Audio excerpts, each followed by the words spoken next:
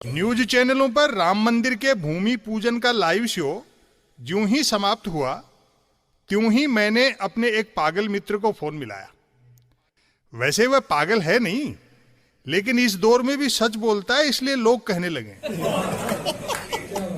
मैंने सवाल किया, देवता सोए हुए थे फिर भी मोदी जी ने भूमि पूजन कर डाला।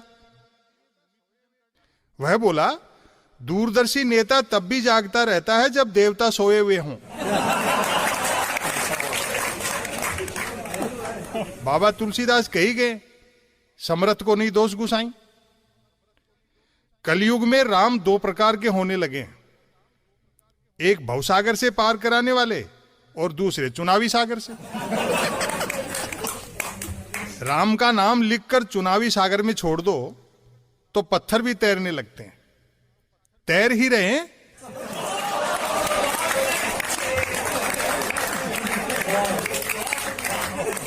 मैंने कारण जानना चाहा, रथ से भूमि नापने वाले भूमि पूजन में टापने वाले कैसे बना दिए गए?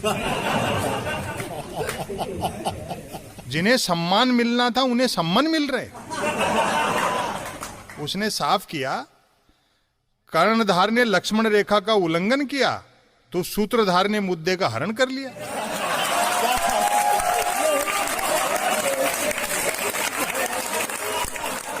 राम के नाम का सर्वाधिक लाभ मिला मोदी जी और रामानंद सागर को, तथा सर्वाधिक नुकसान उठाया अरुण गोविल और आडवाणी जी ने। याद करो टीवी सीरियल रामायण का वह समय और तत्कालीन लोकसभा का चुनाव। रावण बने अरविंद त्रिवेदी और सीता बनी दीपिका चिखलिया ने बीजेपी से टिकट मिलने पर दिल्ली गमन किया, और राम बने अरुण गोविल ने टिकट न मिलने पर फिर से वनगमन। इसे कहते हैं शुद्ध पॉलिटिक्स। माइलेज राम जी से लिया, लेकिन टिकट रावण और सीता को दिया।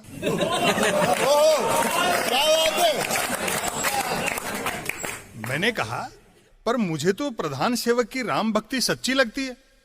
राम लला की मूर्ति के सामने साष्टांग दंडवत भी किया है। वह हंसा।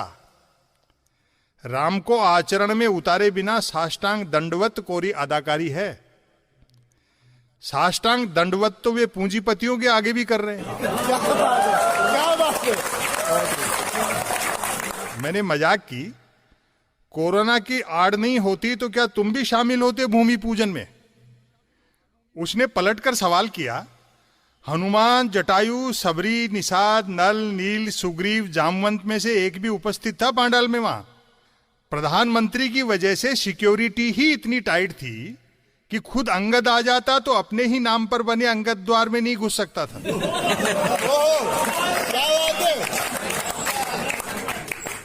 मैंने जानना चाहा, राम का नाम तो तुम भी लेते होगे? उसने कहा, क्यों नहीं लेता हूं, लेता हूं।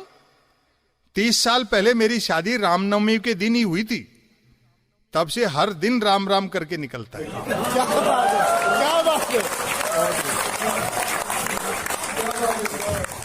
सुनो, शेषनाग वाली बात शास्त्रों में झूठ लिखी है, धरती तो सदा से रोटी पर टिकी है। मैंने कहा, लेकिन रामराज के संकेत तो शुरू हो चुके हैं। जय श्री राम वाला नारा भी जय सिया राम में कन्वर्ट कर दिया गया है। सुनते हैं राम मंदिर के अहाते में सीता रसोई भी बनेगी।